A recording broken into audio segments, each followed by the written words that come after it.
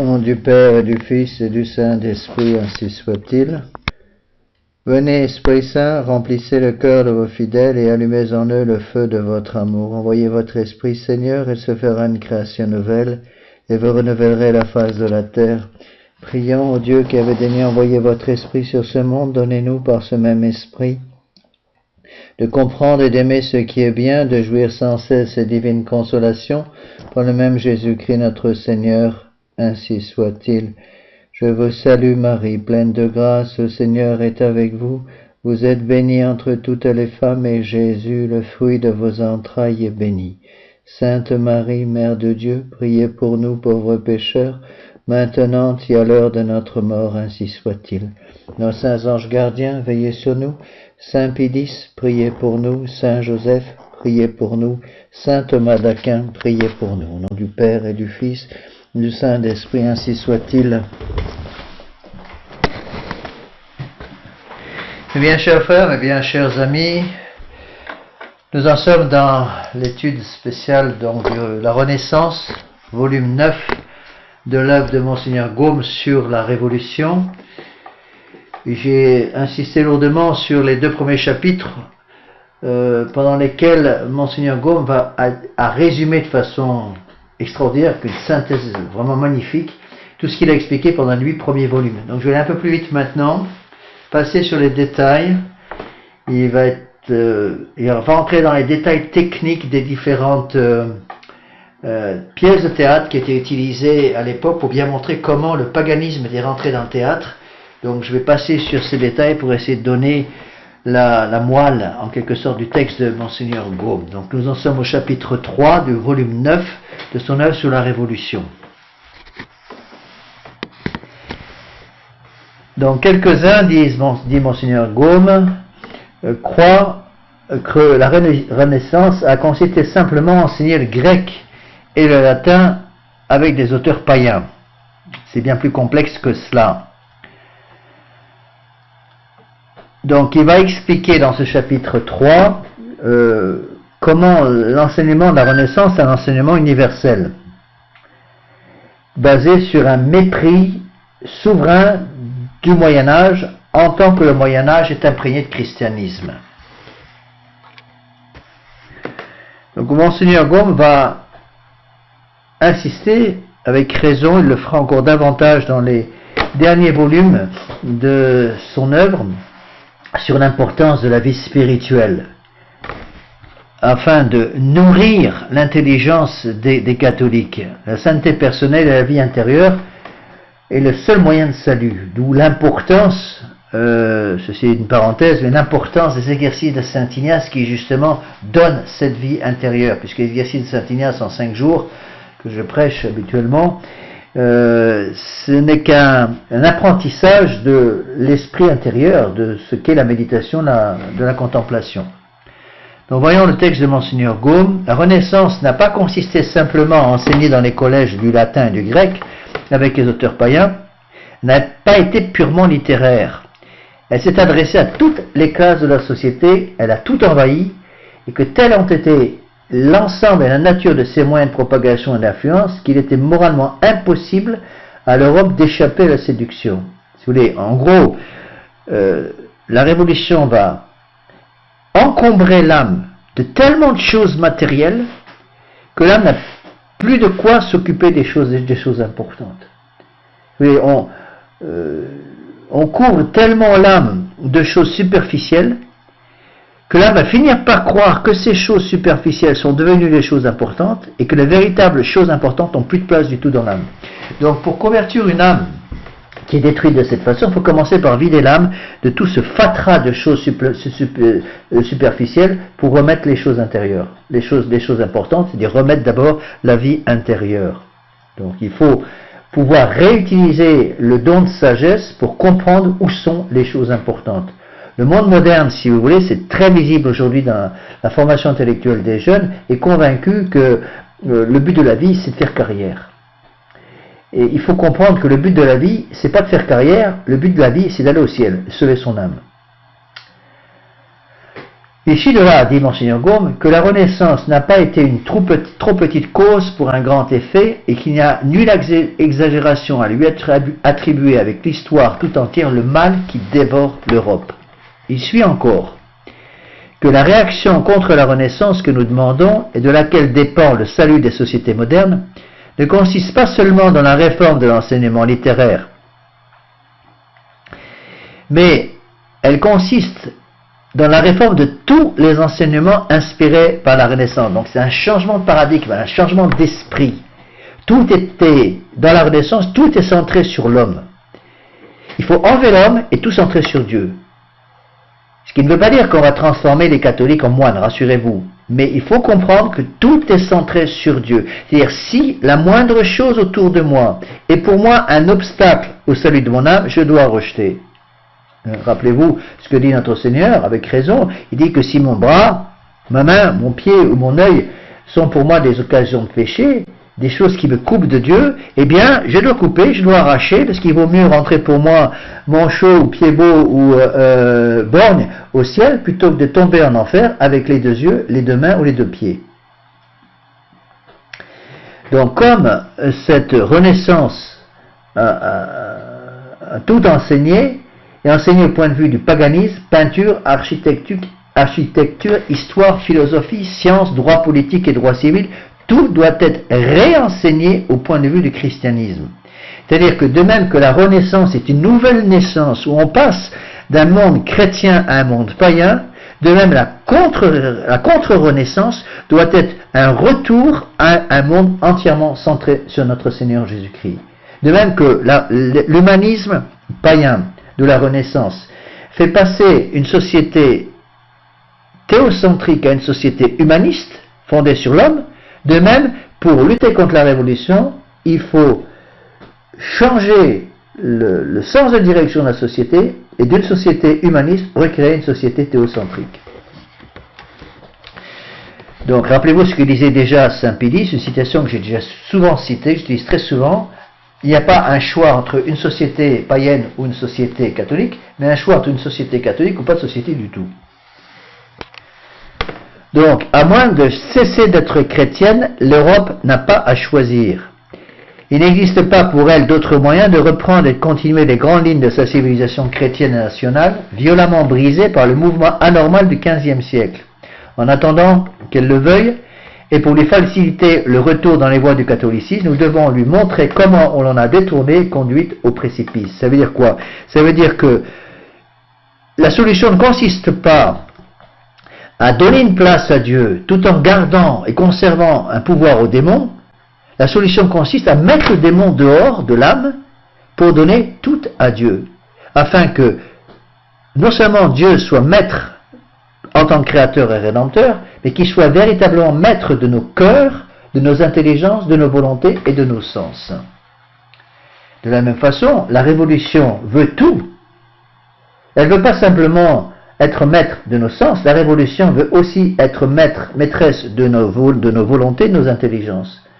Donc ce que nous voulons, ce n'est pas un partage égal entre le bon Dieu d'un côté et la révolution de l'autre, ou le démon de l'autre. On veut que notre Seigneur Jésus-Christ soit de nouveau réellement, substantiellement, le roi en tant que créateur et en tant que rédempteur de tout ce que nous faisons. Pourquoi? Parce qu'il a un droit de nature sur nous comme créateur et un droit de conquête sur nous parce qu'il est rédempteur. Il est créateur et rédempteur. Donc si, dans nos différents ouvrages, dit Monseigneur Gaume, nous nous sommes spécialement attachés à combattre la Renaissance dans l'enseignement littéraire, c'est qu'en effet l'enseignement littéraire est le premier qui met la raison chrétienne en contact intime avec la raison païenne. C'est le biberon par lequel les jeunes générations aspirent le poison du paganisme.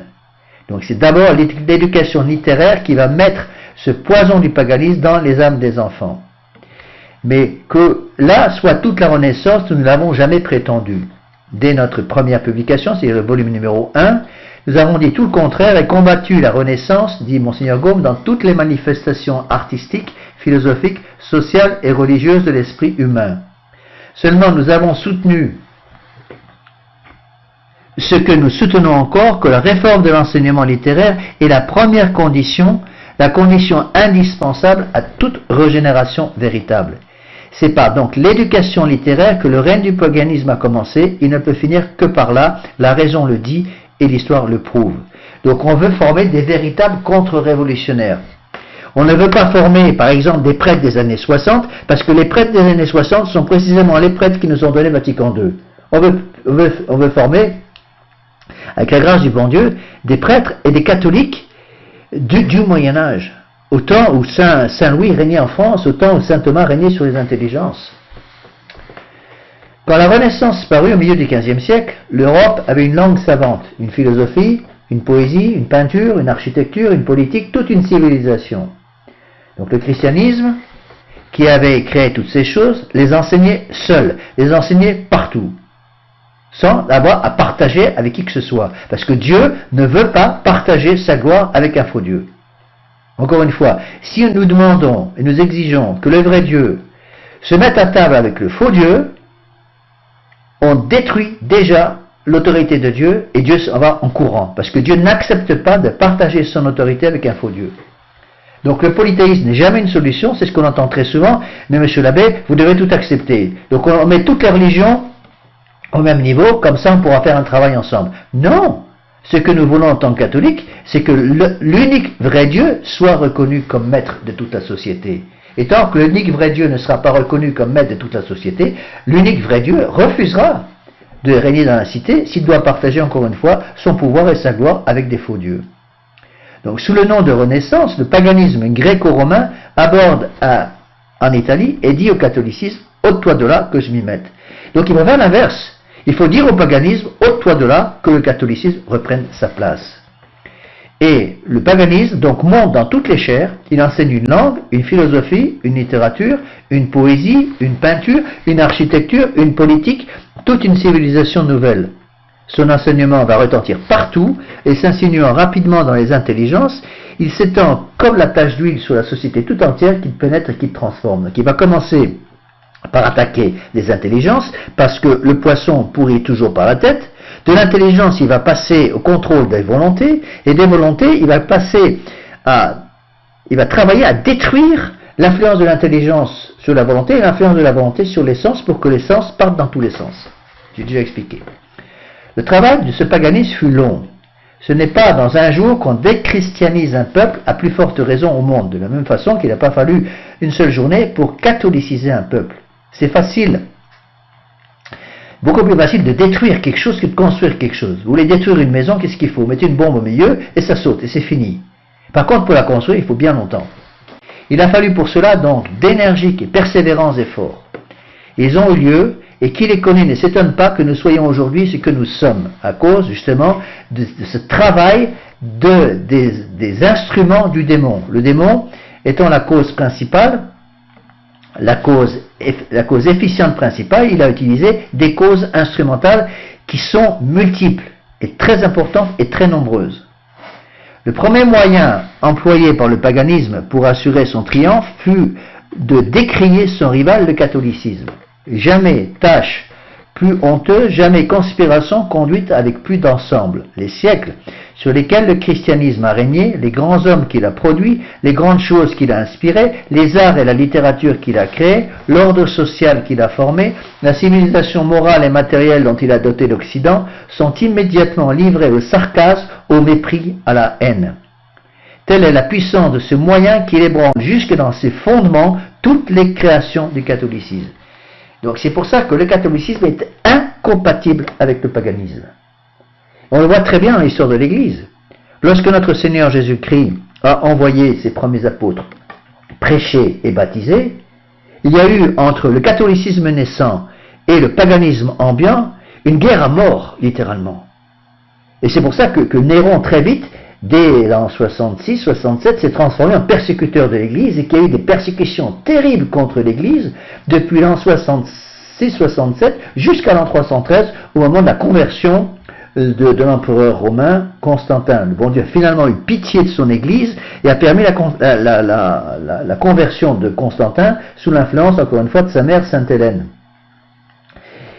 Et il y a eu une période de paix, ce qui a permis à l'Église catholique, surtout avec les pères de l'Église grecque et les pères de l'Église latine, de fonder en quelque sorte le dogme de la foi catholique, d'expliciter tout ce qui va devenir le catéchisme.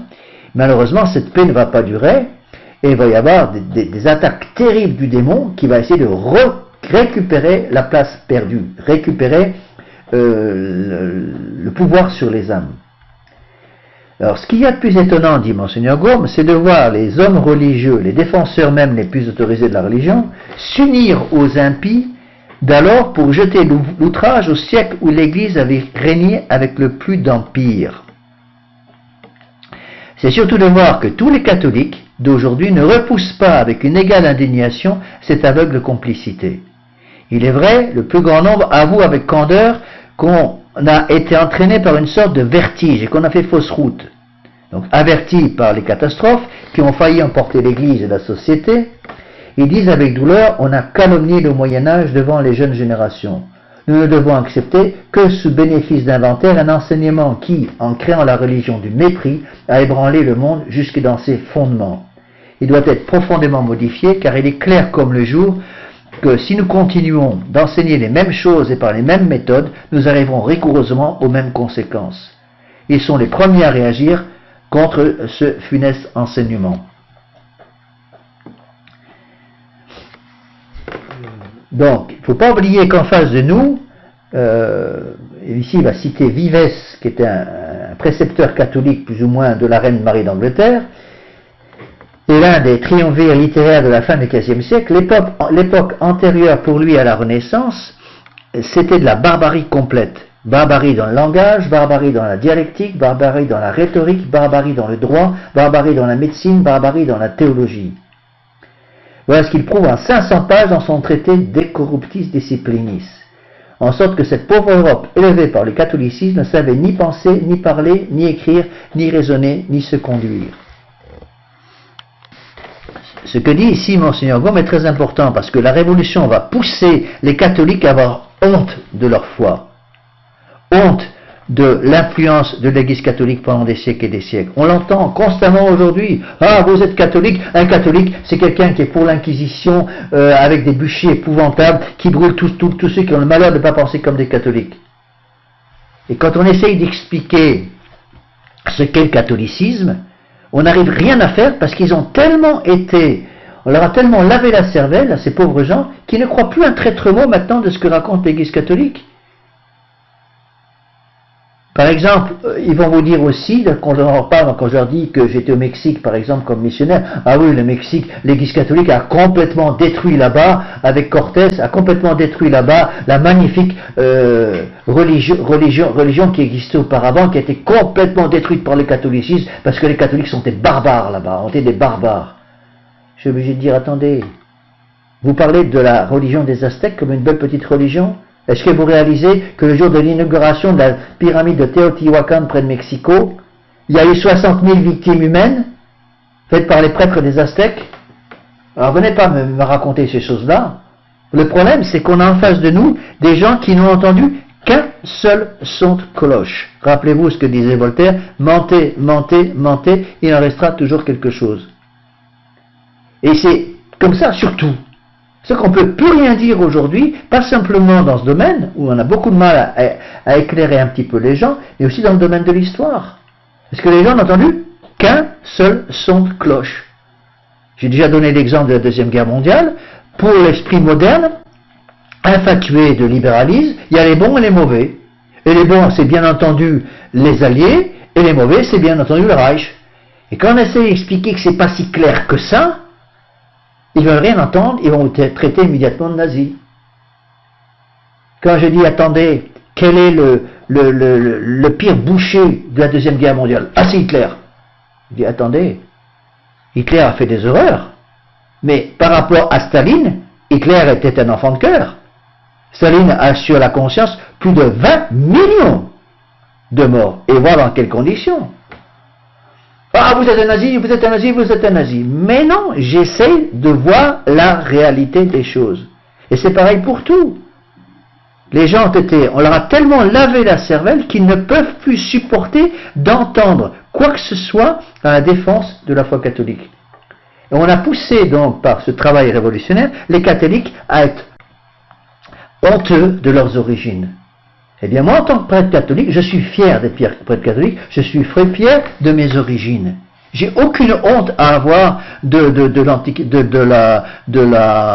la foi catholique jusqu'à Vatican II, jusqu'à la mort du pape Pie XII, 1958.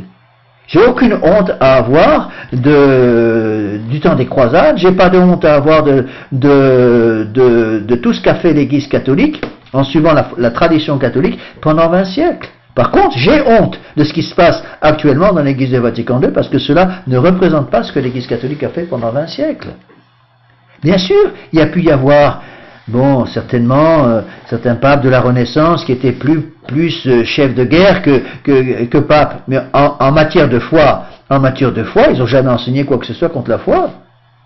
Vous voyez, donc il faut retrouver l'honneur d'être catholique, retrouver la gloire du catholicisme. Et ne plus avoir peur d'appeler un chat et un chien. Et un catholique, et un moderniste. Donc, selon les catholiques imprégnés d'humanisme, dans tout ce qui était relatif à l'Église catholique, d'avant la Renaissance, c'était pure barbarie. Donc, barbarie dans le langage, dans la dialectique, la rhétorique, le droit, la médecine, la théologie. D'accord? Donc pour eux, les catholiques ne savaient ni penser, ni parler, ni écrire, ni raisonner, ni se conduire. Donc pour eux, pour ces humanistes, le Moyen-Âge, en bloc, c'est la barbarie.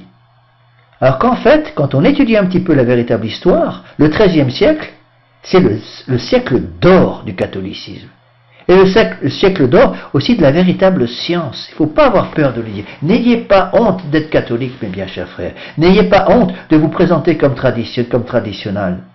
C'est ça, on le voit très bien dans le sacerdoce, comment le monde moderne pousse les prêtres à avoir honte de montrer qu'ils sont prêtres. C'est pour ça que les prêtres modernes se cachent, qu'ils n'osent même plus de mettre leur soutane. Pourquoi avoir peur de mettre sa soutane? Moi, j'avoue que je suis heureux de me promener en soutane dans un grand magasin, parce que c'est un drapeau. Et j'ai aucune honte à montrer mon drapeau. Je suis prêtre catholique. Et c'est pour ça que je suis en soutane. Donc, pour tous ces humanistes, le Moyen-Âge, c'est de la barbarie. Et sur ce point, Policien, Fiquin, Hermolao, Barbaro, Bimbo, Pogge, Fidelf, Calderino, Pomponas, Machiavel, Reuchlin, Erasme, Budet, Lambin, Muret, Sepulveda, Emmanuel de Faria sont d'accord avec Luther, Melanchthon, Ulrich de Hutten, Eobanus, Calvin, Bèze, Camerarius, Bucius, Bartius et les autres lettrés du XVe et du XVIe siècle. À leur devancier, les humanistes et les philosophes du XVIIe et du XVIIIe siècle font écho et par la bouche de Voltaire déclarent que le Moyen-Âge c'est la barbarie et que tous ces siècles de barbarie sont des siècles d'horreur et de miracles, de faux miracles. Voilà ce que Voltaire dit et a toujours dit et ce que disent tous les révolutionnaires.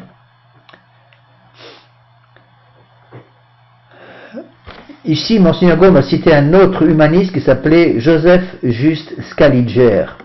Cet humaniste qui exerçait une si grande influence sur le monde lettré de son époque traite ainsi les pères de l'Église et les grands hommes du Moyen-Âge.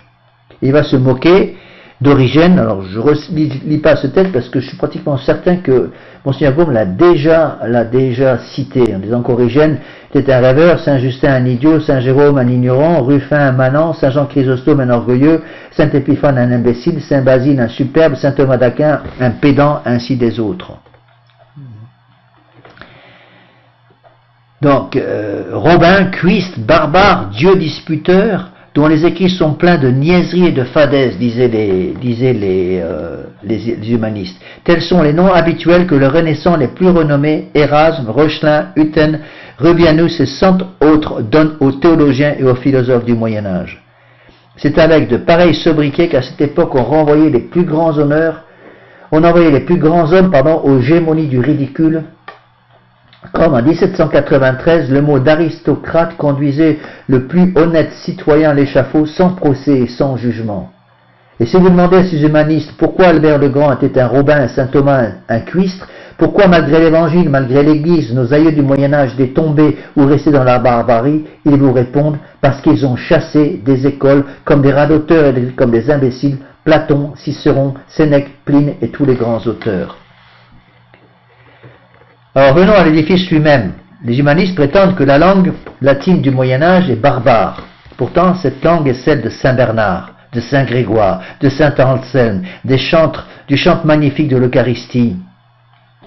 Saint Thomas d'Aquin, la langue des papes, des conciles, de l'Église elle-même.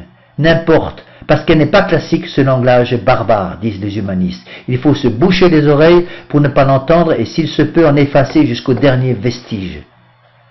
En conséquence, Bimbo, Sadolé, Valla, Guarini, Alcia, Philelphe, Pogge s'étudient à bannir de leurs écrits tout mot qui n'a pas été prononcé par une bouche du siècle d'or et des siècles humanistes. Alors il donne des exemples ahurissants. Il donne l'exemple d'un prêtre jésuite appelé le père Maffei, qui demande au pape la permission de réciter le psautier en grec pour ne pas se gâter le goût en lisant le latin de la Vulgate. La Vulgate, c'est la Bible officielle de l'Église traduite par Saint Jérôme. Ce qui est plus grave, dit Monseigneur Gaume, on voit d'autres membres de la même compagnie de Jésus, des jésuites, à l'exemple des principaux renaissants, employer de longues années à composer des dictionnaires dans lesquels ils substituent autant qu'ils peuvent les mots de la langue latine païenne aux mots de la langue latine chrétienne. Une espèce de mode, si vous voulez. Et ils vont jusqu'à dire que depuis les païens jusqu'à la Renaissance, il y a eu un interrègne pour la langue latine, en dehors du catholicisme, je veux dire en dehors de l'humanisme, c'est l'âge des ténèbres. Alors ils vont tout changer. Ils vont changer le latin d'Église, qui considère avec mépris comme un latin de cuisine, pour mettre un latin extrêmement compliqué et pour se couper de toute la tradition. Un autre humaniste dit, par exemple, Saint Bernard et Abélard, au XIIe siècle, auraient pu être regardés comme des beaux esprits, mais leur langue était un jargon barbare, et ils payèrent en latin tribut au mauvais goût du temps. Cet écolier qui disait ça, c'est Voltaire. Il faut quand même pas mal de culot pour traiter le latin de Saint Bernard de jargon barbare. Voilà ce que disaient ces humanistes. La langue latine a cessé de vivre depuis plus de 12 siècles. Elle n'est pas en état de croître jamais, de ne jamais rien produire. Voilà qui est entendu sous le rapport du langage. Lactance n'est rien, Saint Ambroise n'est rien, Saint Augustin n'est rien, Saint Jérôme n'est rien, Saint Léon, Saint Grégoire, Saint Bernard, Saint Thomas d'Aquin. Tout ça ne sont que des gamins sans aucun intérêt pour les humanistes pleins d'esprit du monde, d'esprit de la révolution. Ce parti pris de dénigrer la langue si respectable, très latine des pères, des papes et des conciles, et lui substituer un latin suspect, pour ne pas dire un jargon ridicule et souvent inintelligible, n'est pas une aberration particulière pour ces prêtres, malheureusement, en général venus de la compagnie de Jésus. Sauf quelques exceptions, c'était la manière de voir et d'agir de tous les humanistes de leur temps, et même dans la compagnie de Jésus, c'est-à-dire même au niveau des prêtres. Pauvre Saint Ignace de se retourner dans sa tombe de voir des choses pareilles. Et donc c'est en fait un esprit de mode, une espèce de mondanité et d'orgueil qui va dénigrer le latin d'église et le fait considérer comme un latin de cuisine. Les pères de la compagnie de Jésus comprendront ce qu'il y a de grave dans le mépris affecté de la langue de l'église et surtout dans cette terminologie nouvelle introduite dans le langage chrétien. Ils vont un peu réagir, mais ce sera trop tard. Donc le pape Pie IX vient de condamner un semblable abus par sa lettre du 15 juin 1857. Donc ici, Monseigneur Gaume en cite une partie, notifiant à l'archevêque de Cologne la condamnation et la soumission du théologien allemand Günther. Il s'exprime ainsi, le pape Pie IX qui parle, 1857. Nous n'omettons pas non plus de remarquer que dans les livres de Günther est violée au plus haut point la forme saine du langage, comme s'il était permis de ne tenir aucun compte des paroles de l'apôtre Saint Paul, ou de ce grave avertissement de saint Augustin, nous devons, dans notre langage, nous conformer à une règle certaine, de peur que la licence des paroles n'engendre une opinion impie sur les choses mêmes que les paroles expriment. Donc changer la façon de parler des gens pour que les gens n'aient plus aucune référence au passé. Et ici on note le concile d'Amiens qui condamne ceux qui parlent avec mépris de la langue latine de l'Église. Alors ici d'autres exemples, un humaniste italien très connu, Bembo, qui fait dire au pape Léon X qu'il est devenu souverain pontife par la volonté des dieux immortels. Et ce même Bembo appelle la très sainte Vierge Marie la déesse de Lorette. Voilà l'humanisme. C'est des choses ahurissantes. Et donc, voyons un petit peu comment va se traduire ce mépris du Moyen-Âge. Donc, à côté du maître qui, dans les basses classes, apprend aux jeunes chrétiens que le latin du Moyen-Âge est barbare, le professeur de littérature enseigne aux adultes que la littérature du Moyen-Âge est aussi barbare que sa langue. Ce qu'ils disent de la littérature et du langage, d'autres professeurs le disent de l'art, de la philosophie, de la théologie, de la politique. Cet enseignement universel forme l'opinion. Donc, fidèles échos de leur maître, des révolutionnaires comme Voltaire et Condorcet déclarent que sous le rapport littéraire en particulier, l'Europe entière jusqu'au commencement du XVe siècle était plongée dans l'ignorance, que les poésies même de saint Thomas d'Aquin, le Verbum Supernum Prodiens, l'Audacion qu'on utilise pour la fête du Saint-Sacrement, ne sont que des morceaux de barbarie. Ce n'est pas ainsi qu'Horace chantait les dieux séculaires. Ils vont jusqu'à dire la théologie scolastique fit plus de tort à la raison et aux bonnes lettres que n'en avaient fait les Huns et les Vandales. La théologie scolastique, c'est la théologie de saint Thomas d'Aquin. Que sont les scolastiques? S'écrie un des camarades de collège de Voltaire. De tous les enfants d'Adam, les plus stupides et les plus orgueilleux. Les siècles d'or des scolastiques furent ces siècles d'ignorance, disent-ils, dont les ténèbres couvraient toute la terre. Alors qu'est-ce qu'était pour ces gens-là donc la politique et la religion du Moyen-Âge? Eh bien Machiavel, dont on a déjà parlé, le sinistre Machiavel disait: jusqu'ici, l'Europe n'a eu ni politique, ni vertu sociale, ni civilisation. Ou elle n'a eu qu'une politique, des vertus et une civilisation barbare.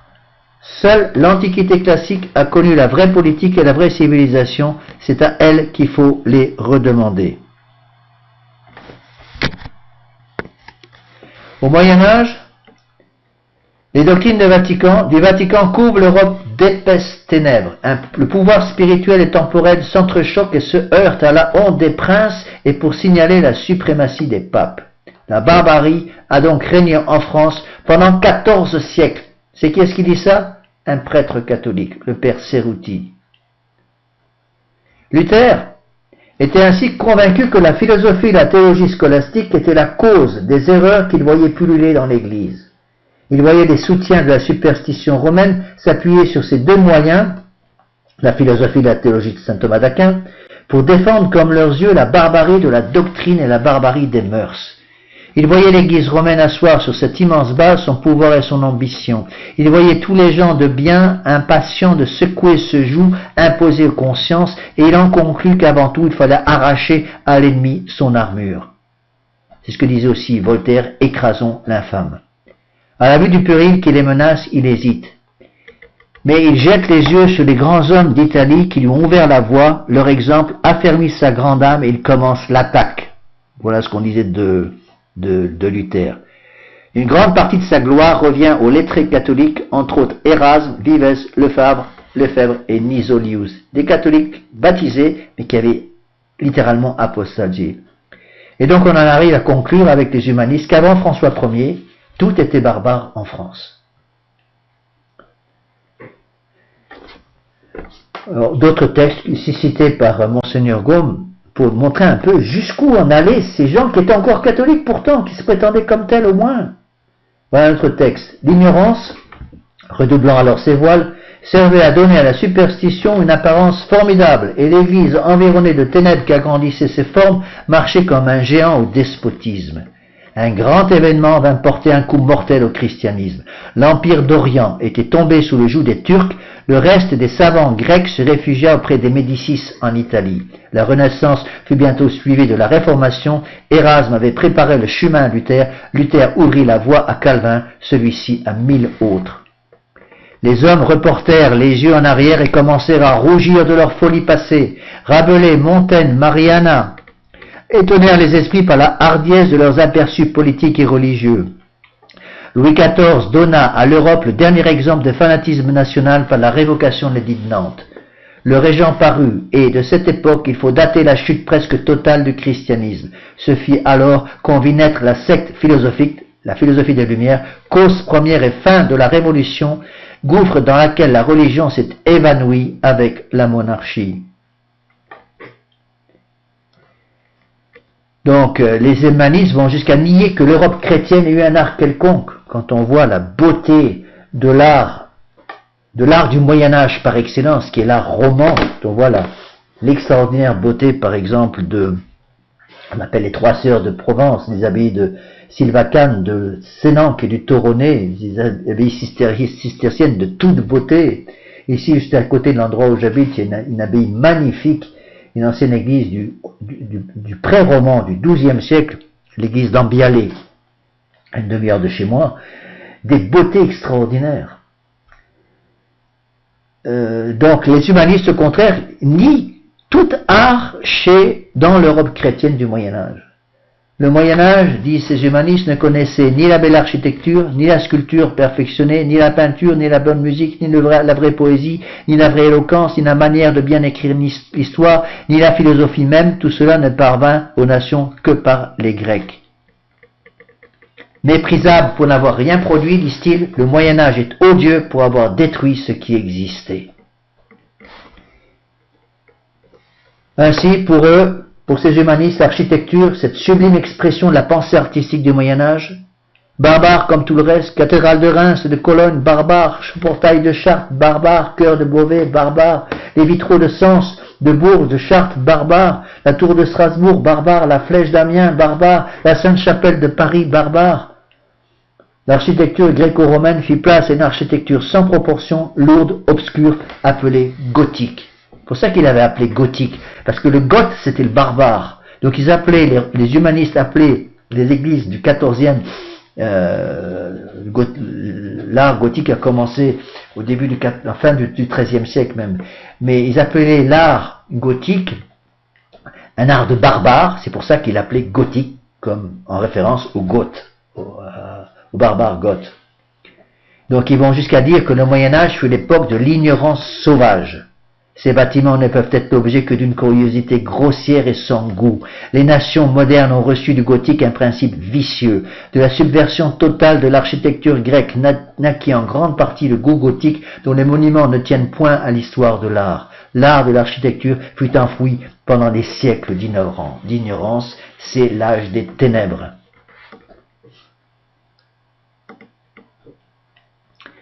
Donc la révolution opérée par le renouvellement des sciences et des arts au XVe siècle s'est faite en tout contre le goût appelé gothique. Le mot gothique exprime, dit Monseigneur Gaume, tout ce qui, dans les arts et dans les mœurs, rappelle les siècles d'ignorance. Le gothique est né non dans l'enfance, mais dans la décrépitude de l'état social. Ce fut une sorte de monstre engendré dans le chaos de toutes les idées dans la nuit de la barbarie. La plus belle église gothique, on considère que c'est la Sainte-Chapelle à Paris, que Saint-Louis avait fait construire, donc on est là au XIIIe siècle, pour abriter la couronne d'épines. Eh bien, les humanistes vont considérer que la Sainte-Chapelle est une création de la barbarie, c'est du n'importe quoi. Et qu'est-ce qui va se passer? À partir du XVIe siècle, on ne bâtit plus ni églises ni édifices gothiques. On en détruit un grand nombre en attendant que la Révolution, digne élève de la Renaissance, vienne armée de la torche et du marteau, débarrasser presque entièrement le sol de l'Europe civilisée des superfétations gothiques qui le déshonorent. Et on va voir la Révolution 1789 avec le marteau, détruire, casser, abîmer, salir toutes les églises, les magnifiques églises romanes et gothiques. On a perdu à ce moment des choses extraordinaires, parce que non seulement ils ont détruit tout le statuaire gothique qu'ils ont pu trouver, on voit très bien ça par exemple à Reims, même à Notre-Dame en partie, mais on voit aussi ça un peu partout en France. Les révolutionnaires vont tout casser, c'est la seule chose qu'ils sont capables de faire, de tout casser. Ils vont non seulement casser, mais ils vont aussi détruire des milliers de reliques insignes. Ici, pas très loin d'ici, du côté de Toulouse, et à Saint-Germain-de-Pibrac, son corps a été jeté dans la chaux, soit par les protestants, soit par les révolutionnaires. Il est difficile de savoir quels sont des protestants ou des révolutionnaires de 1789 ceux qui ont fait le plus de dégâts au niveau des reliques. Difficile de savoir. Et ici, Monseigneur Gaume a cité un autre jésuite, le père Ménestrier, qui, réunissant tous ces traits épars, définit nettement les siècles antérieurs à la Renaissance, le temps où les gens étaient à moitié bêtes. Un prêtre qui dit ça. Alors écoutons au contraire, dit Monseigneur Gaume, le langage de la raison. On s'indigne contre le Moyen-Âge, parce qu'on y trouve des vices. Il serait facile de prouver que dans leur ensemble, ces vices, d'ailleurs très regrettables et très incontestés, n'étaient pas le fait du Moyen-Âge, mais bien celui des générations précédentes, païennes ou barbares, qui les lui avaient légués et qu'il rendit certainement meilleurs sans les rendre parfaites. Le fait du Moyen-Âge, c'est qu'il a produit par lui-même et de son propre fond, et je ne crains pas d'affirmer que par là, c'est une des plus grandes et des plus belles époques de l'humanité.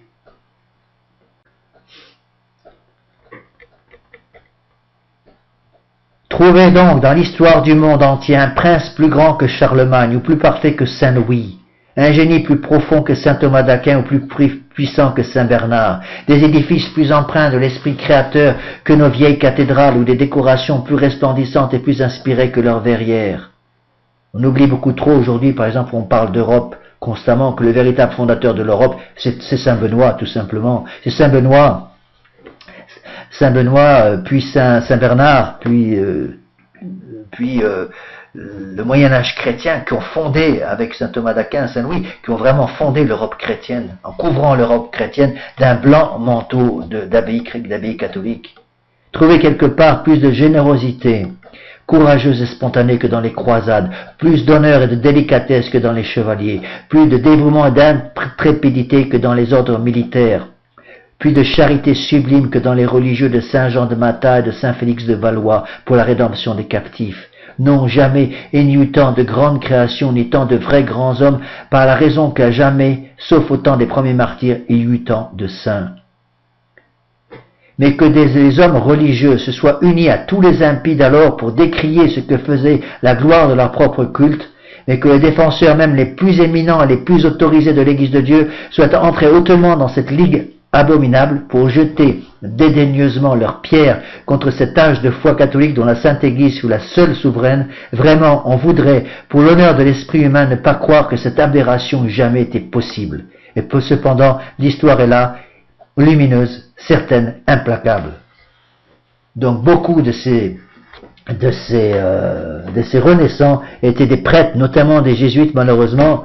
Pourtant Dieu sait si j'aime l'ordre de Saint Ignace de Loyola, je prêche ces exercices plusieurs fois par an, j'ai dû le prêcher 300 ou 400 fois, tellement je pense que c'est important pour convertir les âmes, mais malheureusement on était bien obligé de reconnaître que les humanistes du XVIe, XVIIe siècle ont été imprégnés par l'apostasie littéraire au moins de beaucoup de prêtres jésuites. Et que dit l'histoire, dit Monseigneur Gaume? Elle dit que cette conspiration du mépris est née de l'éducation, qui a enseigné aux générations naissantes qu'au Moyen-Âge les gens étaient à moitié bêtes. On a déjà cité ce texte. Et ces générations séduites n'ont cessé de répéter qu'au Moyen-Âge les gens étaient aussi à moitié bêtes. L'opinion publique s'est formée dans ce sens et nous devons tenir pour certain qu'elle ne changera qu'avec l'éducation. Donc toutes ces horreurs sont les fruits de l'humanisme qui est fils ou fille plutôt, de l'Antiquité païenne. Donc le premier moyen employé par la Renaissance, explique Monseigneur Gaume, pour assurer son triomphe est de décrier donc les siècles chrétiens du Moyen-Âge. Le second est d'exalter l'Antiquité païenne. Et donc ils vont faire ça en poussant les catholiques à avoir honte de leurs racines. C'est ce que fait la révolution d'aujourd'hui en 2020. Cette nouvelle tâche est accomplie avec autant d'ardeur que la première. Si, comme nous venons de le voir, il était moralement impossible à la jeunesse d'échapper à la séduction du mépris, nous allons voir qu'il ne lui était pas moins difficile d'échapper à la séduction de la louange. Voilà ce qu'explique Monseigneur Gaume. Il y a dans l'histoire de l'humanité une époque où Satan régna en maître absolu sur le monde. Une époque où l'orgueil était Dieu, où la chair était Dieu, où la force était le droit, où la vertu était ce que sont les vers luisants dans l'obscurité de la nuit, où les plus grands hommes étaient tels que s'ils vivaient aujourd'hui, il n'en est pas un qui ne passe en cour d'assises, où les trois quarts du genre humain étaient esclaves, où l'homme répandait comme l'eau le sang de l'homme, où les arts étaient prostitution, les théâtres et les temples des lupanards, les cirques des boucheries, toutes les villes des villes comme Sodome, où enfin la vie religieuse et sociale était telle qu'elle excitait le dégoût de Dieu lui-même. Eh bien, dans son ensemble, cette époque fut présentée par la Renaissance comme l'âge d'or de l'humanité, le temps des grands hommes et des grandes choses. Elle l'appela et elle continue de l'appeler la belle Antiquité. Et Monseigneur Gaume a donné quelques exemples. Voilà ce qu'il donne, je m'excuse, c'est des exemples un peu forts, mais il a raison de les citer. À Sparte, dit-il, dans l'Antiquité païenne, les filles dansaient toutes nues en public. Les femmes étaient les plus corrompues de toute la Grèce. On se les prêtait publiquement. On y faisait la chasse aux ilotes. Si un esclave devenait trop gras, on le mettait à mort et le maître à l'amende. Le nouveau-né faible ou difforme était jeté dans un gouffre. Tous les 10 jours, les enfants épargnés passaient la revue des efforts, qui examinaient s'ils étaient constitués de manière à rendre un jour quelque service à la République. En cas de négative, ils les envoyaient rejoindre les nouveau-nés débiles dans le groupe de Tayget avec cette sentence de mort. Un lacédémonien ne naît ni pour son père, ni pour sa mère, ni pour lui, mais pour la République. Enfin, chaque jeune garçon avait un amant et devait ravir celle qu'il voulait épouser. Et on a déjà vu ensemble que l'Antiquité païenne était imprégnée par le vice de Sodome et Gomorrhe, malheureusement. Il faudrait, dit Monseigneur Gaume, tristement, qu'un jeune rhétoricien du temps de la Renaissance et même du temps où il parle, du XVIIIe siècle, fut bien pauvrement doté ou bien sottement aristocrate pour ne pas rêver d'Athènes et ne pas ambitionner le bonheur d'être membre d'une république où l'on parle en famille des affaires d'État, dans la rue et au théâtre. Voilà tous les mensonges qu'on racontait, que tout était magnifique au temps d'Antiquité, que chacun se connaissait, tous étaient égaux, il n'y avait ni face ni appareil, où le magistrat allait lui-même au marché comme le saint partisan, où le dernier du peuple se piquait de beau langage et de politesse. Comment ne pas prendre en dégoût une société où rien de tout cela n'existe? Et donc, on a tellement menti, il en restera toujours quelque chose, disait Voltaire, que les gens finissent par le croire. Les gens d'aujourd'hui sont persuadés, les modernes d'aujourd'hui sont persuadés que l'Église catholique, par exemple, pour reprendre l'exemple que j'ai déjà donné, pendant certaines périodes, au moment du protestantisme, par exemple, a commencé à avoir des bûchers partout et que les papes se frottaient les mains de plaisir en entendant les hurlements des hérétiques qui brûlaient sur les bûchers. Voilà ce qu'on raconte et voilà ce que croient les gens. On raconte que pendant les croisades, les pauvres musulmans complètement innocents étaient écartelés et détruits, coupés en morceaux par ces épouvantables croisés qui, au nom de l'Église, au nom de la Très Sainte Vierge Marie, au nom de l'Église catholique, coupés en rondelles ces pauvres musulmans qui ne demandaient qu'une seule chose, c'est pouvoir vivre tranquillement dans leur terre. N'importe quoi. Et c'était là une peinture idéale. Ces brillants dehors ne sont que les ornements d'un sépulcre, dit Monseigneur Gaume. Les mêmes cruautés, les mêmes infamies qui souillaient Lacédémone déshonoraient Athènes. Pour être impartial, voilà ce qu'il fallait dire. Mais on ne le dit pas. La plupart des renaissants n'ont garde de le laisser même soupçonner à la jeunesse. Toujours le mensonge, le mensonge, le mensonge. Les renaissants n'ont pas une larme, pas un gémissement pour la perte des ouvrages chrétiens. De leur bouche ne s'échappe pas un cri d'indignation contre Dioclétien qui fait brûler dans tout l'Empire les actes des martyrs et la plupart des monuments primitifs de notre Antiquité. Nous n'avons cessé d'être barbares qu'à mesure que nous sommes devenus romains, disait-il. Et donc les humanistes, par exemple, ont dédié beaucoup de leurs livres au jeune Louis XV et l'invitaient à chercher, non pas dans Charlemagne ou dans Saint-Louis ou dans saint Thomas d'Aquin, mais dans les anciens Romains, des modèles de vertu et de conduite. Donc pour eux, les païens sont plus favorisés que les chrétiens. Le christianisme, avec tous ses trésors de lumière et de grâce, est non avenu. Ils sont tous arrivés là. Et pour eux, la lie même d'un tel peuple de l'Antiquité était précieuse.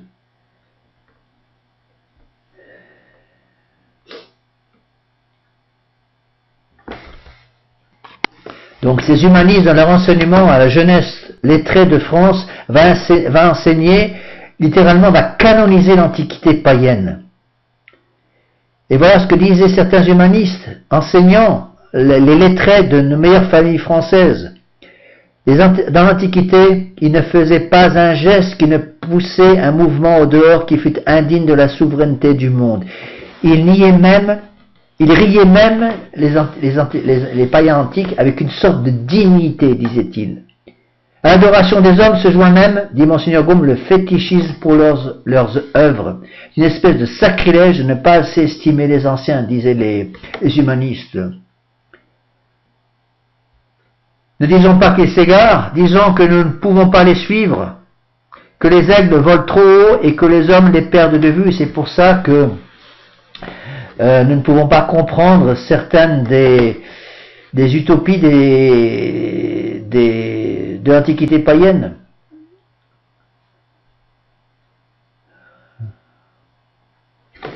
Je cite certains passages encore de Monseigneur Gaume, je n'ai pas le temps de tout lire, je lis simplement certaines parties. Donc il va citer aussi pas mal de textes, je n'ai pas le temps de les citer tous, de Balzac, un des fondateurs de l'Académie de la langue française pourtant. Donc on voit très bien chez Balzac cette glorification sans réserve aussi de l'Antiquité païenne, qui n'est ni une aberration individuelle ni un fait passager.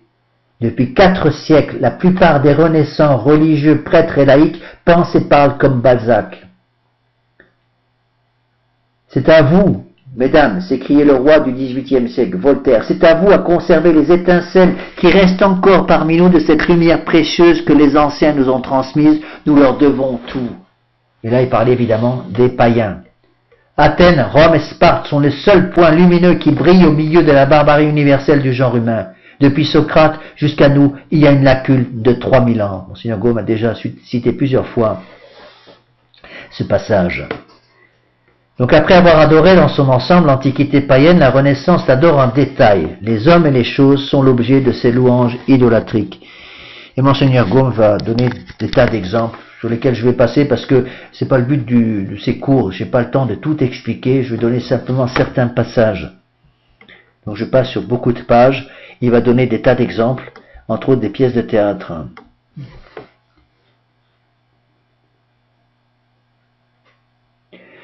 Monseigneur Gaume, par exemple, parle d'Érasme, donc un prêtre catholique complètement imprégné d'humanisme. Entendez-vous, ce prêtre à cheveux blancs qui avait tant à expier, au lieu de revenir à des idées sérieuses, se préparer à la mort en méditant les divins oracles, professait jusque sur le bord de la tombe une admiration juvénile pour un auteur païen, et en pénitence de ne l'avoir pas assez lu, promettre de se réconcilier avec lui et presser la jeunesse chrétienne de l'apprendre par cœur. Voilà comment est mort Érasme. Cicéron tient lieu de tout. Il recite un texte que Monseigneur Gaume qu'il a déjà cité, je recite parce qu'il est très court. Cicéron devient le manuel des rois, le bréviaire des prêtres, le livre de tous les âges et de toutes les conditions, l'instituteur universel. Il n'y a pas un seul, disent les humanistes, pas un seul, de quelque âge, de quelque pays, de quelle condition, de quelque rang, de quelque génie, de quelque nation qui soit, qui, à l'école de Cicéron, ne puisse devenir et meilleur et plus savant. Et pourtant, il fallait voir la vie de Cicéron. Et Monseigneur Gaume fait cette remarque. Si vous avez eu à parler de l'Évangile, quel langage auriez-vous employé? après vous avoir entendu, quel cas voulez-vous que fasse la jeunesse des pères de l'Église et même de l'Écriture sainte? Ne croirait-elle pas que le salut du monde dépend de l'étude de Cicéron? Après, les humanistes ont parlé, dire les mêmes choses de Tacite. Tous les autres écrivains de l'Antiquité devinrent insipides auprès de Tacite et on ne s'intéressait que relativement à lui. On ne m'intéressait que relativement à lui. Donc il va citer d'autres exemples comme ça. Le but c'était de mépriser les auteurs chrétiens, les pères de l'Église, l'Écriture sainte. Pour un prêtre, tout ça c'est une peccadille, sinon une œuvre méritoire. Pour trouver insipide les auteurs païens, y compris Cicéron, le très chaste et le très saint, c'est un péché mortel. Voilà ce que disaient les prêtres humanistes du XVIe siècle. Donc mépris pour les pères de l'Église, mépris pour l'Écriture sainte, mépris pour le magistère de l'Église et adoration de Cicéron et d'Antiquité païenne reprise par l'humanisme du 14e, 15e et 16e siècle. Après avoir parlé de Cicéron, de Tacite, même chose sur Homère. Quelques-uns vont faire d'Homère un Isaïe, comme d'autres ont fait d'Aristote un Saint Jean-Baptiste. Pareil de Virgile, ils vont adorer Virgile, qui pour les humanistes et même des prêtres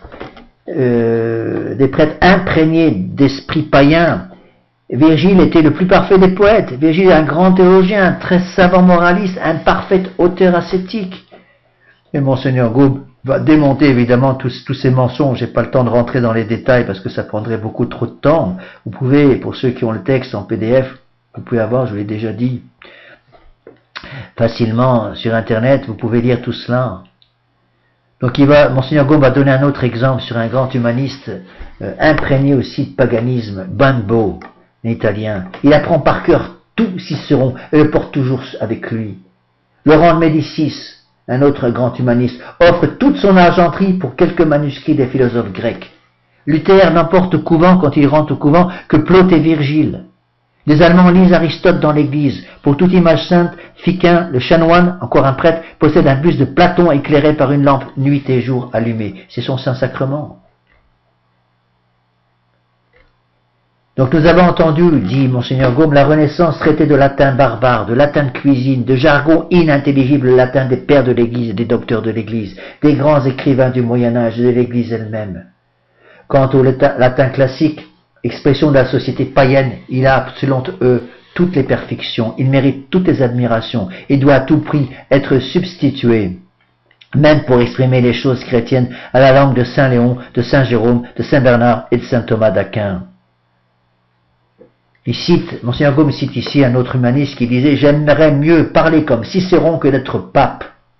Au rapport d'Érasme, il en est qui donneraient volontiers leur part de paradis pour le bonheur de parler comme l'orateur romain, comme Cicéron.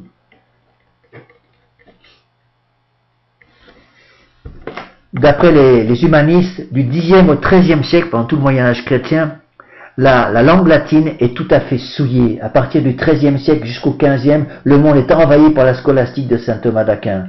Plus de souci de l'art de parler ni de langue latine. Les très nombreux écrivains de cette époque semblent faire consister leur gloire à fatiguer la jeunesse par leur subtilité, sans se mettre en peine s'ils parlent latin ou non. Enfin, disent les humanistes, les muses sourient à l'Europe. Fatigués d'un repos rempli de disputes et de criailleries, les hommes d'élite tournèrent les yeux vers les siècles cicéroniens. Avec eux, la langue latine, à peu près éteinte, reparut dans tout son éclat. Honneur à eux, honneur aux Médicis, honneur à tous ces hommes dont quelques-uns s'élevèrent presque jusqu'à la hauteur de Cicéron. Cicéron devient le dieu des humanistes. Et il est probable, disent-ils, que les bienheureux dans le ciel parleront le latin de Cicéron. Le latin de l'Antiquité sera la langue vulgaire du paradis, disait-il. Et donc certain que la langue de l'éternité sera, disait-il, non pas le latin barbare des siècles chrétiens, mais le beau latin du siècle d'Auguste et des humanistes de la Renaissance. N'importe quoi. La belle architecture, la sculpture perfectionnée, la peinture, la bonne musique, la vraie poésie, la vraie éloquence, la manière de bien écrire l'histoire, enfin la philosophie même, tout cela ne parvint aux nations que par les Grecs. Et il recite de nouveau cette phrase qu'il a déjà citée plusieurs fois, avant François Ier, tout était barbare en Europe. tandis que les siècles chrétiens, dit Monseigneur Gaume, réservaient leur allégresse pour accueillir la découverte de quelques martyrs célèbres et leur or pour élever des temples aux héros de la foi catholique, on voit l'enthousiasme réservé pour les divinités de la fable se manifester par des réjouissances publiques et l'or chrétien consacré à bâtir des palais somptueux pour loger les dieux et les hommes du paganisme. Le monde est devenu ivre de l'antiquité païenne, et c'est à peine si nous regardons sans dédain les statues de Jésus-Christ et des saints. Et on se moque évidemment des reliques des saints apôtres. Nous traitons de superstitieux, nous tournons en ridicule, ceux qui conservent comme des objets précieux du bois de la vraie croix les images de la Sainte Trinité ou des saints. Cicéron et les païens antiques ont pris la place de notre Seigneur Jésus-Christ. À Rome même, ils trouvèrent un organe qui, sans sortir des bornes du respect, n'a pas craint de blâmer comme il le mérite cet étrange enthousiasme de Léon X et d'en signaler hautement les funestes conséquences. Malheureusement, il est vrai que certains papes du Moyen-Âge ont agi plus comme renaissants, comme humanistes que comme papes. Mais au niveau de la foi, je précise, protégés par l'infaillibilité, ils n'ont jamais erré. Ici, Monseigneur Gaume parle d'un courageux écrivain, le père Pallavicini, l'auteur de l'histoire du Concile de Trente, et un ami intime d'un autre pape, Alexandre VII, avec une liberté qui rappelle celle de saint Paul à l'égard de Céphas de Saint-Pierre. Le père Pallavicini dit au pape Léon X, « Vous avez manqué à votre devoir comme cardinal en négligeant l'étude des lettres chrétiennes. Vous avez aggravé votre faute comme pape en vous livrant avec passion au culte frivole de l'antiquité païenne.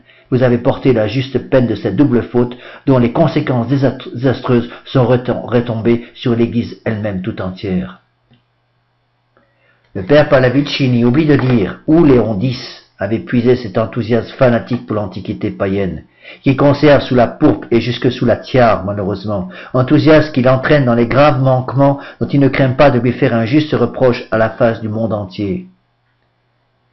Suppléant au silence du père Pallavicini, un jésuite, l'histoire nous dit que le rejeton des Médicis, l'élève de Policien, avait été bercé dans l'antiquité païenne et qui était fils de son éducation littéraire. Cependant, encore une fois, en matière de foi, il n'a jamais erré, puisqu'il est pape. Qu'un pape ne peut pas errer en matière de foi quand il parle justement sur la foi et les mœurs en tant que chef de l'Église, en tant que pape, avec intention d'obliger toute l'Église. Les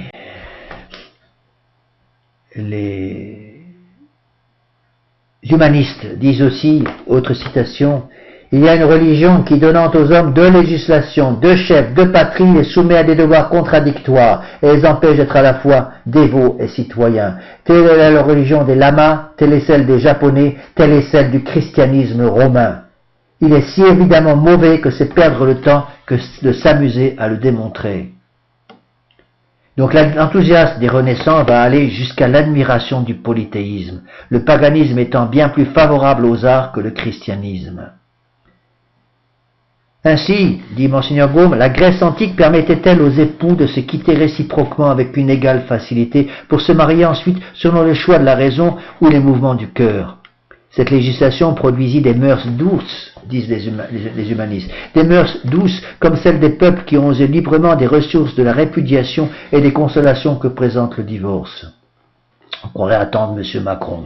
C'est une nécessité pour les nations modernes donc de revenir au polythéisme, attendu que le polythéisme est la religion la plus ancienne et la plus universelle, la plus appropriée aux doux penchants de l'homme, la plus favorable aux arts, aux lumières, la mère des plus grands hommes, des plus grandes choses, la plus brillante civilisation, la religion des plus grands peuples qui ait jamais existé. Voilà ce que disaient ces prêtres catholiques imbus de l'idée de la Renaissance. Si, conclut Monseigneur Gaume, aux yeux de la Renaissance, le Moyen-Âge, considéré dans son ensemble et dans chacun de ses détails, et la barbarie et doit rester l'éternel épouvantail des générations, l'Antiquité classique, considérée également dans son ensemble et dans chacun de ses détails, est la perfection et doit être l'éternelle admiration de l'humanité selon les humanistes. Rabaisser jusqu'aux entrailles de la terre le christianisme et ses œuvres, exalter jusqu'au nu le paganisme et tout ce qu'il a produit, tel est donc le premier moyen employé par la Renaissance pour assurer son triomphe. Le mépris du christianisme, dit Monseigneur Gaume, en tant que principe générateur de la belle littérature, des beaux-arts, de la bonne philosophie, des parfaites institutions sociales, des grands hommes et des grandes choses, l'admiration du paganisme en tant qu'inspirateur exclusif de la belle littérature, des beaux-arts, de la bonne philosophie, des parfaites institutions sociales, des grands hommes et des grandes choses, mépris poussé jusqu'à l'impiété, admiration poussée jusqu'à l'idolâtrie, tels sont les deux pôles du monde lettré depuis la Renaissance. Donc, mépris total, absolu de l'Église catholique et admiration poussée jusqu'à l'idolâtrie du paganisme de l'Antiquité. Comment, après 15 siècles de christianisme, ces deux grandes aberrations se sont-elles produites au sein des nations chrétiennes? Pour dissiper à l'instant ces funestes préjugés, pour les empêcher de s'enraciner dans les âmes, il y avait un moyen tout-puissant, élever la jeunesse dans des idées païennes. Malheureusement, au lieu de combattre l'opinion, l'éducation l'a subie. Donc on vit les éducateurs, même les plus catholiques, les uns pour avoir des collèges, les autres pour conserver ce qu'ils dirigeaient, tous sans aucun doute, dans l'intérêt du bien, s'empressèrent de répondre à l'opinion, nous donnerons ce que tu veux. Donc ils vont faire ce qu'on leur demande. Ce pacte assurera le triomphe de la Renaissance. Donc pour plaire aux gens mondains, pour plaire aux familles mondaines, la Renaissance va rentrer dans les collèges catholiques. Le cri dont elle avait fait retentir une fois à tous les échos de l'Europe, mépris du christianisme, admiration du paganisme, devient permanent. Donc c'est la révolte qui va passer dans les intelligences, puis dans les sens. Le mépris du christianisme et l'admiration du paganisme se sont, dit Monseigneur Gaume, à partir de cette époque, produits dans toutes les manifestations de l'esprit humain. Et ce n'est pas simplement sur les murs et sur les bancs de la classe que le jeune enfant trouve le souvenir des Grecs et des Romains. S'il abaisse ses regards sur ces livres classiques, il y trouve les Grecs et les Romains eux-mêmes, eux seuls, eux toujours. Les auteurs païens furent seuls admis à devenir les précepteurs avoués de la jeunesse catholique. Telle était l'ardeur fanatique à profiter de toutes leurs leçons que pendant un siècle on les mit sans expurgation entre les mains des enfants. C'est dans les pièces les plus dangereuses de l'Antiquité que les jeunes fils de la Renaissance apprenaient le grec et le latin. Dans des horreurs d'immodestie, de nudité intellectuelle que les enfants de famille catholique vont apprendre le latin de Cicéron. Les plus jeunes, voyant évidemment leurs aînés applaudis, se sentaient un désir violent d'apprendre le grec afin de pouvoir à leur tour déclamer les belles tragédies grecques ou à l'imitation des Grecs de l'Antiquité et se faire applaudir eux-mêmes. Orgueil et volupté, cruauté et sensualisme, voilà tout le paganisme, conclut Monseigneur Gaume. Comme il a raison. Comme si on ne pouvait élever la jeunesse qu'en lui faisant boire le poison du vice. Alors évidemment, les jésuites essayèrent de purifier un peu cette atmosphère empoisonnée. C'est une expression de Monseigneur Gaume que j'aime bien, il dit quelque part que c'est comme si on versait un verre de bon vin dans un tonneau de vinaigre pour essayer d'arranger un peu la corruption du vinaigre. Donc ils ont bien essayé un peu de faire quelque chose, mais le verre est déjà dans le fruit malheureusement. Donc ils vont accoler par exemple Saint Paul aux païens de l'Antiquité, aux pédérastes de l'Antiquité, aux homosexuels de l'Antiquité, le prédicateur de la chasteté mis à côté de l'apôtre de l'impudicité, les faire entrer bras dessus, bras dessous dans les collèges chrétiens, Saint Paul et les païens, pour être des instituteurs d'enfants chrétiens qui en un clin d'œil dans la même leçon devront passer de l'école de l'un, l'école catholique, à l'école de l'autre, l'école des païens. Et tout ça pour la plus grande gloire de Dieu. Quel malheur, mes bien chers frères. Pour un chrétien, pour un jeune homme du XVIIe ou du XVIIIe siècle, savoir penser, c'est ce nous sommes penser un chrétien, en homme de son temps, en citoyen de son pays. Vous concluez de là que les auteurs chrétiens nationaux sont les maîtres qui doivent enseigner cette science sans laquelle l'éloquence ne peut être qu'un bavardage. Entraîné par l'esprit de son époque, il veut que le jeune chrétien, le jeune français apprenne à penser dans les auteurs païens, dans Cicéron en particulier. Voilà ce qu'au contraire pousse à faire les païens, les chrétiens imprégnés par le paganisme de la Renaissance, de l'humanisme. Voilà pourtant ce qu'on a cessé de faire dans tous les collèges depuis la Renaissance. Une gymnastique intellectuelle sur le vide, sur des fables immondes, sur des faits étrangers à notre histoire et à notre religion, du beau latin, du beau grec, la forme, des mots et encore des mots, mais des idées, surtout des idées saines et applicables à l'état religieux et social du monde moderne, peu ou point de nouvelles. De là des livres creux, des discours sonores, des âmes vides de vérité, sans défense contre l'erreur et la société livrée en proie à tous les utopistes. Donc on a enlevé les garde-fous qui permettaient aux jeunes des bonnes familles de conserver la foi catholique. Et tout s'est écroulé. Et donc, ici, Monseigneur Gaume a cité des exemples de prêtres perdus d'intelligence, imprégnés par le sensualisme des Romains, de l'Antiquité romaine.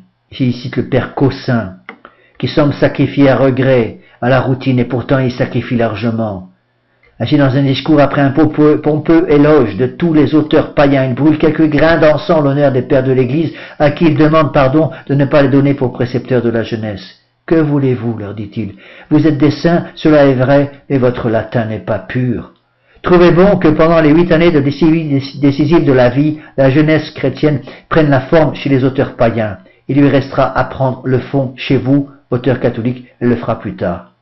Et qu'est-ce qui s'est passé? Les enfants ont perdu la foi, ont perdu les mœurs, ont perdu l'usage normal de l'intelligence, ont perdu surtout l'amour, le désir de connaître le vrai, parce qu'ils n'étaient plus capables d'utiliser proprement leur intelligence, puisque l'objet formel de l'intelligence, c'est le vrai. Leur volonté était devenue une volonté de nulle flasque.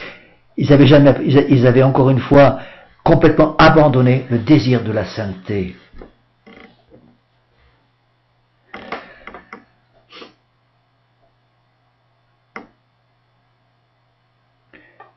De terribles expériences nous ont appris ce qu'il faut penser de ces théâtres des collèges de l'époque, je parle du XVIIIe siècle, XIXe siècle même, qu'on faisait uniquement pour la forme.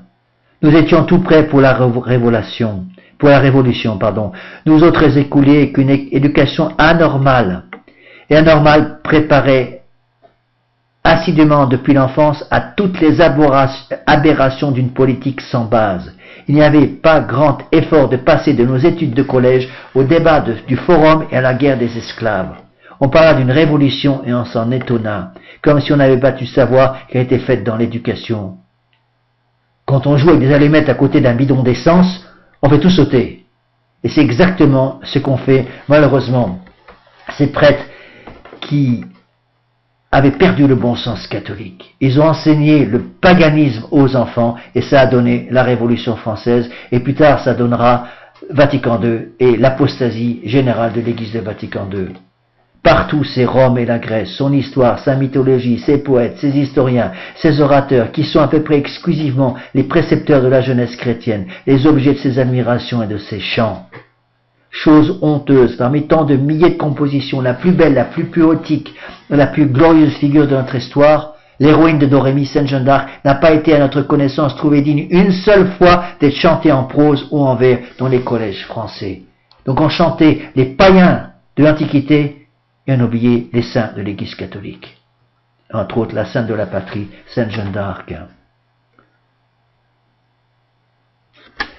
Donc, dans l'espoir de corriger le vice d'une éducation presque entièrement païenne, les instituteurs catholiques conservèrent quelques parties d'éléments chrétiens. Il y eut des catéchismes, des instructions religieuses. On essaya même d'une explication chrétienne des auteurs païens. Mais ces palliatifs étaient impuissants.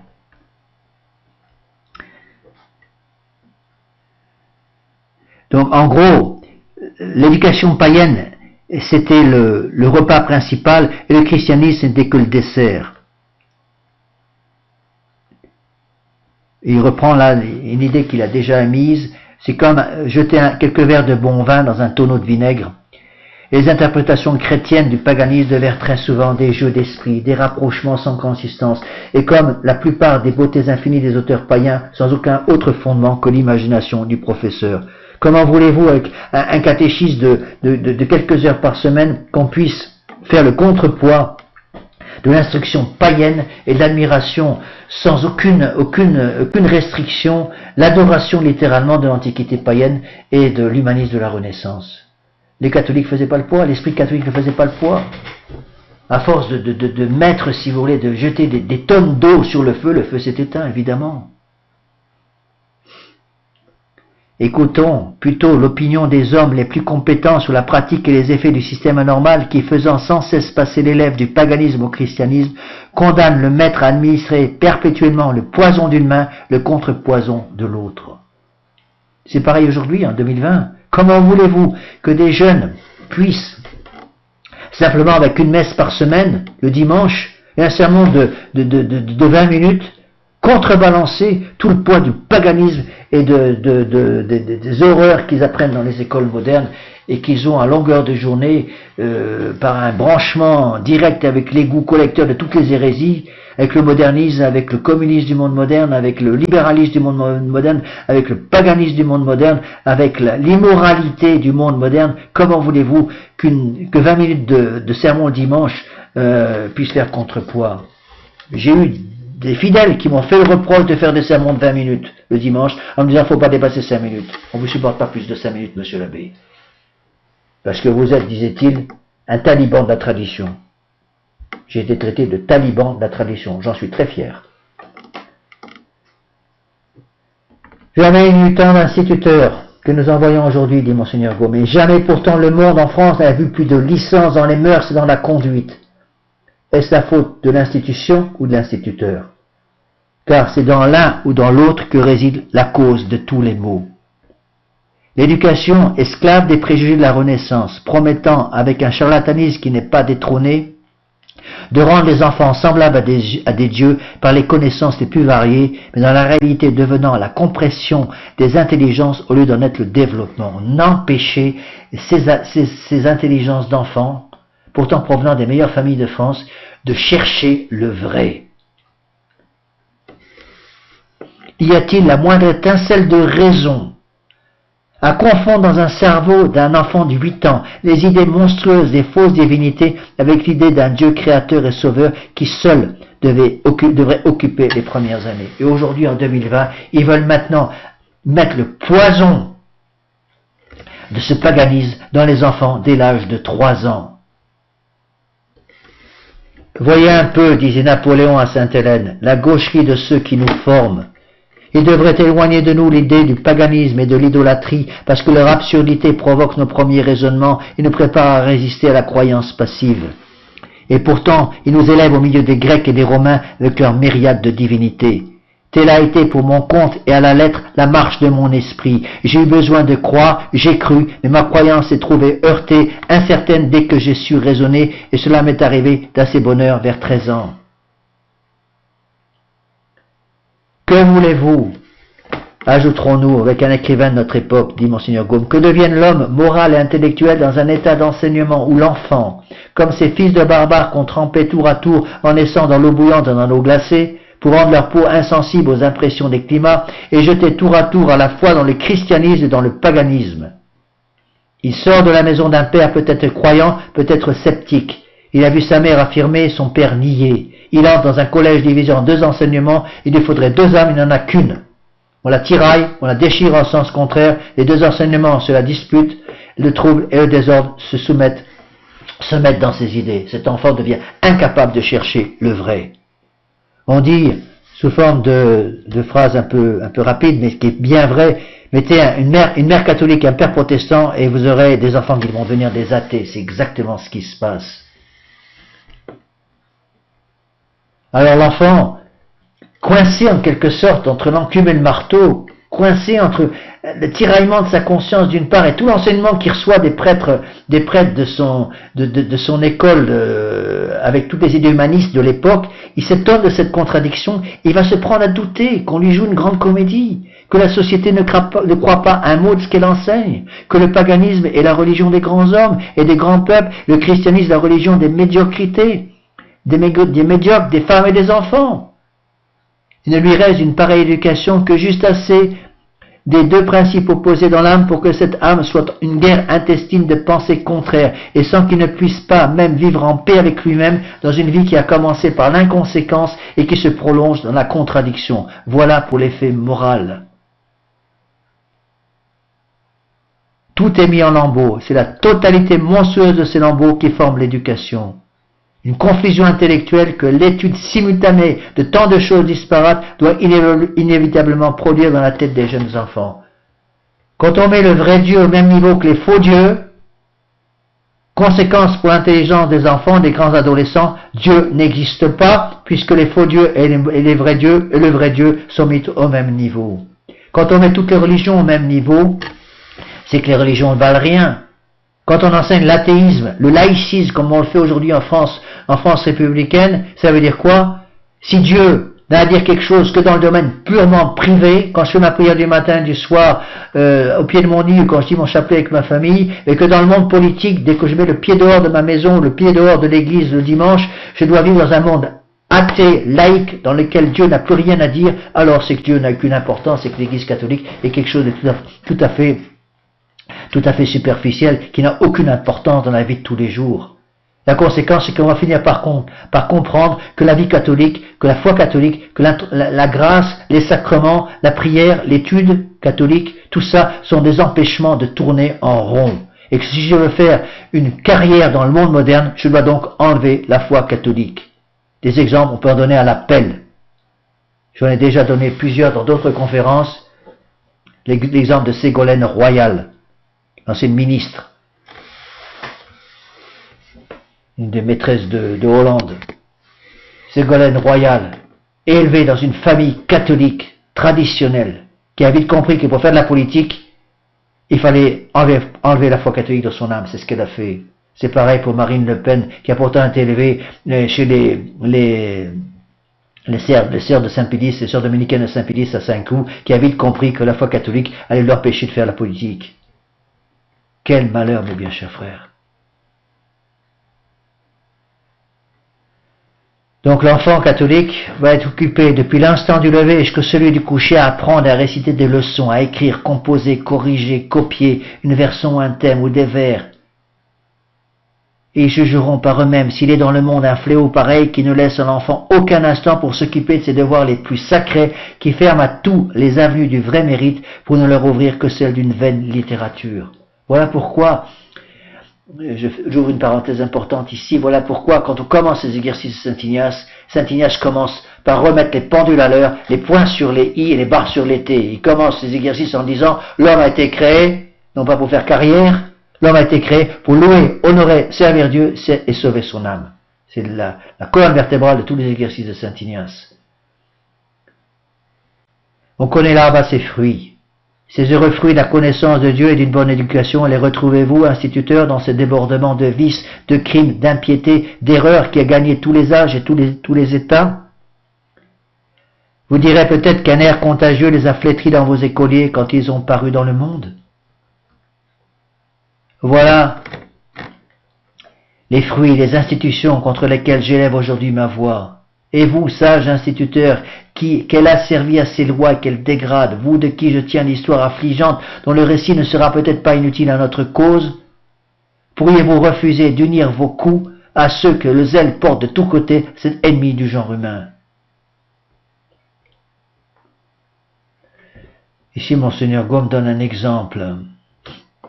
Je lis ce passage important. L'ignorance de la religion et la corruption des mœurs dans les collèges était déjà au dernier siècle, avant la suppression des jésuites, le résultat inévitable de l'enseignement suivi depuis la Renaissance. Nous pouvons en conclure, dit-il, que ces résultats, le même aujourd'hui, peut être pire. L'enseignement restait le même, les maîtres actuels, si estimables qu'ils soient, n'ont la prétention d'être ni plus vigilants, ni plus habiles, ni plus pieux que les religieux instituteurs des temps passés. Le mal n'est pas dans les hommes, il est dans le système. Il en sort comme le venin sort du serpent, parce qu'un bon arbre ne peut pas donner de mauvais fruits, et qu'un mauvais arbre ne peut pas donner de bons fruits. L'arbre du paganisme est un arbre pourri qui peut donner que de la pourriture. Alors qu'au contraire, l'arbre des siècles de foi, la France catholique, ne peut donner justement des bons fruits, parce que c'était le fruit du travail de la grâce. Quoi, un texte là, ici très important de Monseigneur Gaume, la paresse, la lassitude, le dégoût du travail, la morosité du caractère, l'étiolement de l'intelligence, quelquefois la perturbation de l'organisme et la perte totale de la santé, tels sont, il cite un savant médecin, les signes par lesquels se manifeste la fermentation de toutes ces funestes idées de la Renaissance. Si elles éclosent à la rencontre de certains passages plus obscènes, elles sont couvées par l'atmosphère toute païenne dans laquelle vivent habituellement les jeunes collégiens. Au physique comme au moral, l'homme vit d'air et de lumière. De même que l'écriture sainte et les classiques chrétiens respirent une odeur de vie, c'est-à-dire l'humilité qui éclaire l'entendement et la chasteté qui fortifie le cœur, ainsi les classiques païens, qui sont les livres d'hymnes du démon, dit saint Jérôme, exhalent une odeur de mort, c'est-à-dire l'orgueil qui obscurcit l'intelligence, le sensualisme qui énerve la volonté, double poison qui vicie jusque dans leur source la santé spirituelle et la santé physique. Je répète cette fin de phrase. Les classiques païens, qui sont les livres du démon, d'après saint Jérôme, exhalent une odeur de mort, l'orgueil qui obscurcit l'intelligence, donc l'intelligence n'est plus capable, à cause de cet orgueil, d'atteindre le vrai, et le sensualisme qui énerve la volonté et le cœur. Double poison qui vicie dans leur source la santé spirituelle et la santé physique. Les enfants seront incapables de rester en état de grâce. Et Monseigneur Gaume continue. Ce que peut avoir de vicieux l'enseignement habituel des auteurs païens, nous le corrigeons par le catéchisme, les instructions religieuses et l'exercice de la chapelle. Mais nous venons de dire, c'est ce que disent les prêtres catholiques du XVIIIe siècle, les prêtres imprégnés de ces idées païennes, nous venons de dire ce qu'il faut penser d'une pareille prétention. On ne corrige pas un sang complètement contaminé par une heure de catéchisme ou des instructions religieuses d'exercice dans la chapelle de temps en temps. Nous corrigeons encore les auteurs chrétiens en les enseignant chrétiennement, disent certains. Grâce aux explications que nous avons soin d'en donner, ils perdent tout leur venin, si bien qu'avec Virgile, Ovide et même Horace, on peut faire des chrétiens comme avec l'écriture sainte ou les pères. Quelle folie de prétendre des choses pareilles. Monseigneur Gaume a montré en long et en large et en travers que c'est impossible. Faire jaillir d'une pièce de théâtre plus que profane un enseignement chrétien, voilà le premier tour de force des pieux interprètes des classiques païens. Le second, plus habile encore, est de donner le change aux élèves sur le sens d'un passage évidemment mauvais. L'erreur est l'erreur, le péché est le péché, et la corruption morale est une corruption morale qui entraîne les âmes vers l'enfer. Voilà ce qu'il faut dire. Donc ces pièces de théâtre écrites, soit traduites à partir de l'Antiquité païenne, soit écrites dans l'esprit de l'Antiquité païenne, sont pleines d'orgueil, pleines de sensualisme, pleines d'impureté, malheureusement.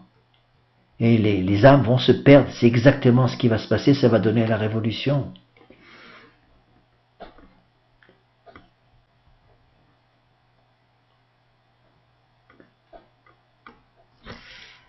Encore un beau texte de Monseigneur Gaume. Écoutez ce qu'il dit. Si le sens chrétien se révolte en voyant traiter avec si peu de respect les âmes baptisées, s'il prend en pitié ce labeur ingrat, dépensé à découvrir les vertus là où il n'y a que des infamies, l'esprit français depuis longtemps s'est justement indigné contre le pédantisme ridicule qui prétend trouver des beautés littéraires de premier ordre dans les moindres pièces, dans les phrases les plus vulgaires et les mots les plus simples tombés de la plume des auteurs païens. On a couvert des ordures avec de la peinture dorée. Une crotte de bique recouverte de crème en chocolat. C'était ce que disait le père Calmel de la Nouvelle Messe. La Nouvelle Messe, pour lui, c'est une crotte de bique recouverte de crème en chocolat. Eh bien, c'est ce qu'était le paganisme. Une crotte de bique recouverte de peinture dorée pour faire bien dans les beaux milieux mondains de la littérature du XVIIIe siècle. De gens complètement détruits par l'esprit de la Renaissance païenne. Et donc, dit Monseigneur Gaume, beaucoup de ces prêtres, surtout des jésuites, vont singer les humanistes de la Renaissance, persuadés que chaque phrase des auteurs païens était un chef-d'œuvre, chaque mot un trésor rempli de beauté infinie. Ils ont fait des commentaires dont les volumes dépassent 100 fois celui du texte original. Nous avons connu un professeur de littérature latine qui consacrait 14 leçons à nous découvrir toutes les beautés de d'un seul vers d'Horace. Un exemple que donne Monseigneur Gaume. Cette critique irréprochable du pédantisme classique fit rire aux éclats du XVIIIe siècle, mais ne corrigea pas les pédants. La Révolution elle-même ne les a pas corrigés. Et ces gens-là ont compris un peu tard, lorsqu'on les a raccourcis au moment de la Révolution française, d'à peu près 30 cm sous le couperet de la guillotine. Ils ont peut-être sauvé leur âme comme ça, mais c'est un peu tard. pour sauver les âmes des enfants qu'ils avaient détruits auparavant. Après avoir toute l'année nourri la jeunesse d'études païennes, ne suffisait pas à ses maîtres. Afin de l'enivrer d'enthousiasme pour l'Antiquité, ils imaginèrent de mettre les renseignements en action dans des pièces de théâtre qu'ils firent jouer à leurs écoliers.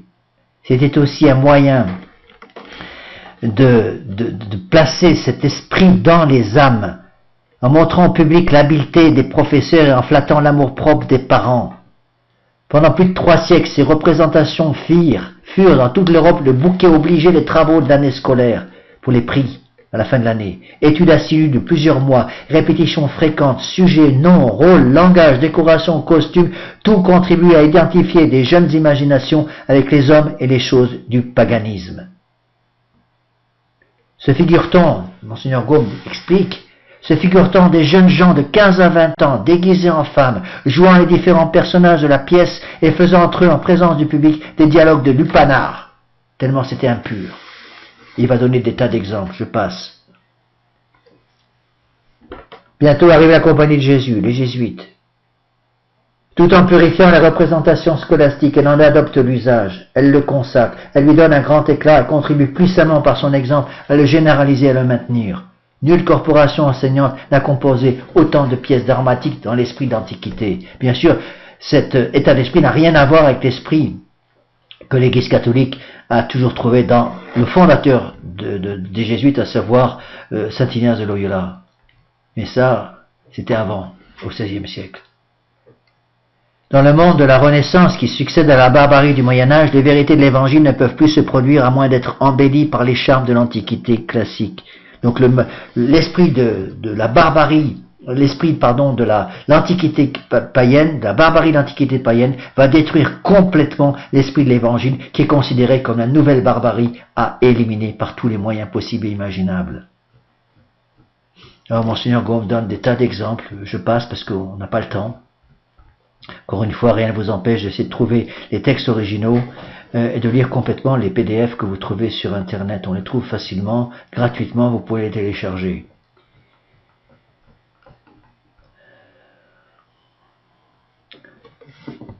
Donc, je vais arrêter là,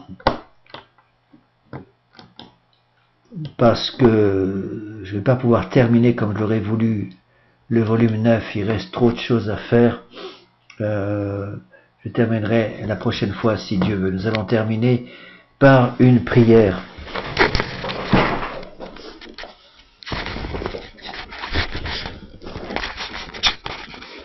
Au nom du Père et du Fils et du Saint-Esprit, ainsi soit-il.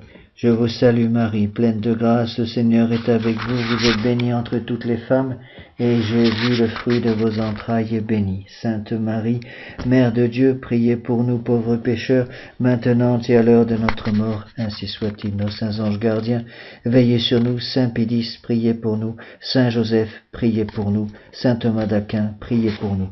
Au nom du Père et du Fils et du Saint-Esprit, ainsi soit-il.